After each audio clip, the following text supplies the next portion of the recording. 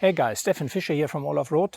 Today I'd like to review a product which I carry with me now for a bit over a year. It's one of the Helinox Ultra Light chairs.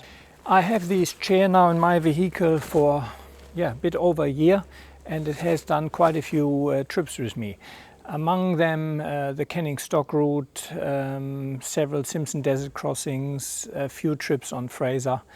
And I thought I share my experience with you. Not that it really matters, but I purchased that chair outright because no matter if I've been given stuff to review or I purchase it, my reviews are always going to be unbiased or as unbiased as they can be. And I will share my experience with you, good, mediocre or bad. So, I mainly purchased that chair because it is probably a third of the size of a regular camp chair, and it is also much lighter, somewhere around 1.4 kilogram versus between 7 and 12 kilogram for other camp chairs. Let me quickly show you how it's set up.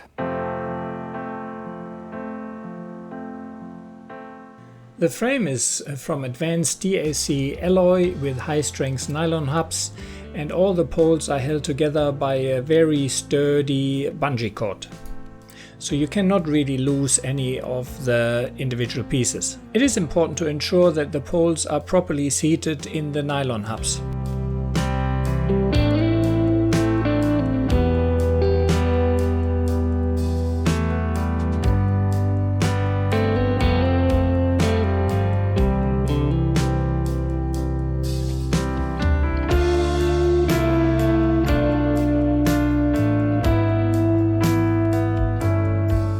I'm taking my time here for the camera.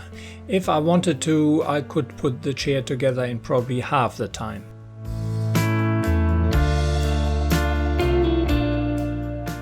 Yeah, as you could see, setup is pretty simple and packing it back in is pretty much the same. So how do I rate the chair? So the main advantages of this chair really is the size and the weight. I usually don't always have a chair in my vehicle because it's bulky and I usually take them out. But this chair pretty much is always in my vehicle and has saved my butt a few times when I was on day trips, forgot my chair, or even if I'm around with the kids somewhere and they're playing and I can grab my chair out and sit there. So how comfortable is the chair? I have to say it is pretty comfortable. However, it is not as comfortable as my main camping chair, mainly for the fact I have no armrests here and I'm a fairly tall fella. So the actual seat base is fairly short. So if I would be on a trip where I know I'm going to sit around the campfire for half a day and spend a lot of time in my chair, I would also take a separate camping chair with a bigger base and so on. But I found that chair brilliant on pretty much all the trips because that has been the only chair, except on family camping trips, I had with me on the past 12 months of touring trips. So it is definitely comfortable enough to sit an hour or two around the campfire. So what are the positives? Again, it is very lightweight. It saves a lot of weight, especially if you would carry more. Space saving, it is a third of the size or fourth of the size depending on what chair you carry of a normal camping chair, so huge factors for me. Then setup time is, I reckon, as quick as a normal camping chair. Packing in is maybe 20 seconds longer, no big issue. Comfort level, definitely comfortable. It's good actually also to sit on a chair and do some work, so that is great. So what are the downsides? I really can only see two downsides. One downside is also one of the biggest upsides. It is a very light chair.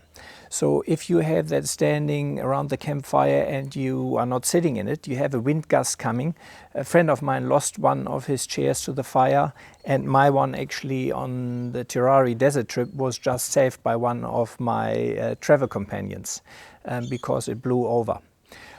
Not a deal breaker at all. You can actually just turn the chair around, make sure you have something lying in the chair, Or I think the newer versions of the chair also have a little peg, which you can peg that chair down.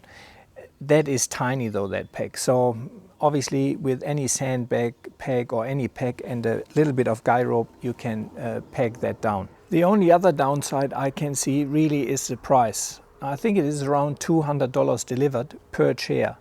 And while that is fine for a single chair, say for me to have in the car, if I wanted to get 4 of these chairs, say for the family, that's $800 for camping chairs.